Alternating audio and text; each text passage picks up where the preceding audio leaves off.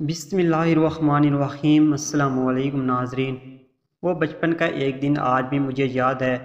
میں اپنی ماں کے ساتھ بازار گیا ہوا تھا تو ایک دکان میں کلائی پر باندھنے والی ایک گھڑی پر میرا دل آ گیا۔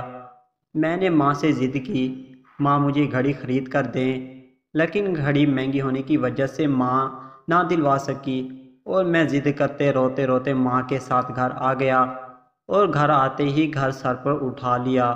اس وقت کی خوش قسمتی یہ تھی کہ والد محترم گھر پہ موجود نہ تھے، ورنہ اتنا شور مچانے کی مجال ہی نہ ہوتی اور گھڑی کی حسرت صرف حسرت ہی رہ جاتی۔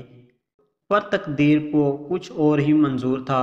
پھر ہوا کچھ یوں کہ ماں نے کھانا دیا اور ہم نے انکار کے ساتھ کھانا بھی اٹھا مارا۔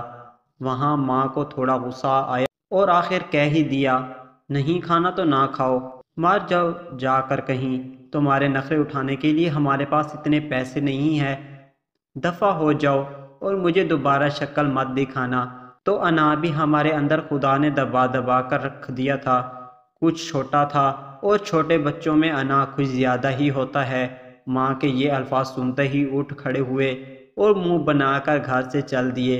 نکلتے ہوئے گھر کا دروازہ بھی تھوڑا زور کے ساتھ اپنے پیچھے بند کیا۔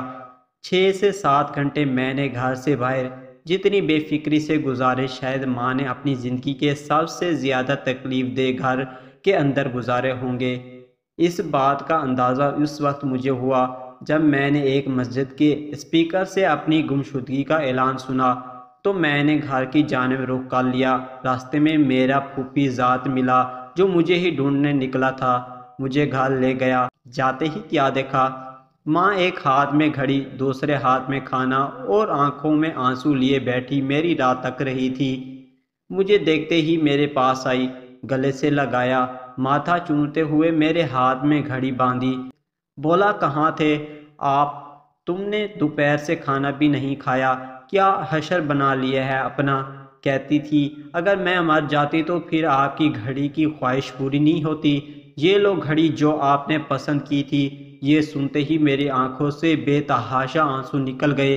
اس دن ہونے والا یہ واقعہ جب مجھے یاد آتا ہے کہ ماں نے حق مہر میں ملی ہوئی ہزاروں روپے کی رکھنے والی کانوں کی بالیاں صرف 500 روپے بیچ کر اس دن میرے لیے گھڑی لائی تھی، جی کرتا ہے کہ ماں کے پاس جاؤں اور سارے پیٹ پیٹ کر ان کے قدموں میں جان دے دوں۔ جب تک ماں زندہ ہوتا ہے ہر مشکل آسان ہوتا ہے۔ یہ ماں کا پیار بہت خالص ہوتا ہے، اس لیے ماں کے لیے سب کو چھوڑ دینا، لیکن سب کے لیے ماں کو کبھی نہیں چھوڑنا، کیونکہ جب ماں کو رونا آتا ہے تو فرشتوں کو بھی رونا آ جاتا ہے۔